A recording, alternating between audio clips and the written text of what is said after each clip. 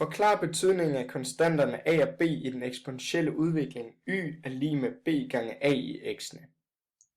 Jo, b det er vores begyndelsesværdi, eller skæring med y-aksen. Og i det her tilfælde, der er vores b-værdi, den er 5, og det er det her punkt, som ligger her på 5, da det er her, hvor de her to eksponentielle funktioner, de skærer y-aksen, som er den her akse, der går lodret op. Og oppe i funktionen, der kan vi også se, at der står 5, så det passer godt. Og a, det er vores fremskrivningsfaktorer. Det kan også forklares på den måde, at hver gang man går en ud af x-aksen, som er den her akse, der er det hvor meget, at man går op af y-aksen på.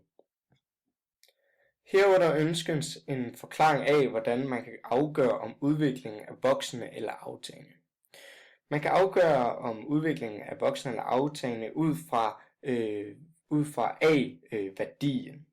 Så hvis a er større end 1, så er funktionen voksende, og i det her tilfælde, der er det den grønne eksponentielle funktion. Så der er vores a-værdi, den er større end 1. Og hvis man skal se, at en funktion er aftagende, så skal vores a-værdi være mindre end 1, og den skal ligge mellem 0 og 1. Og i det her tilfælde, der er vores a-værdi den røde eksponentielle funktion, som hælder den anden vej, og dermed så er den aftagende.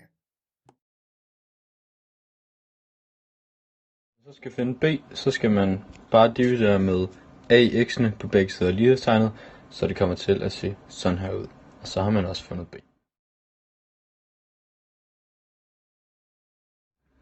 Okay, vi starter med at finde a i den her ligning, y lige med b gange a i x'ene.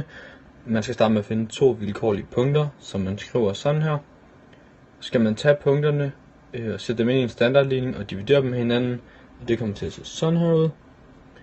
Og så kan man så vælge at reducere dem en lille smule ved at fjerne b, så det kommer til at se sådan her ud ligningen.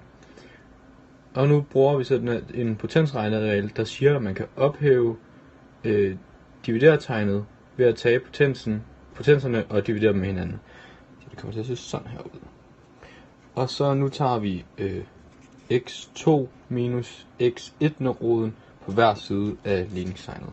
Så det kommer til at ende med at se sådan her ud, og så har vi fundet a.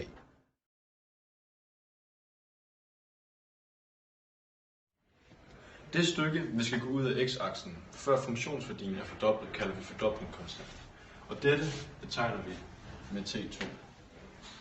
Her på tegningen ser vi et punkt her, og så før at vores funktionsværdi er fordoblet, så går vi ud og aflæser her og går ned på x-aksen, og så det stykke, der er mellem de her to, det er så vores fordoblingskonstant.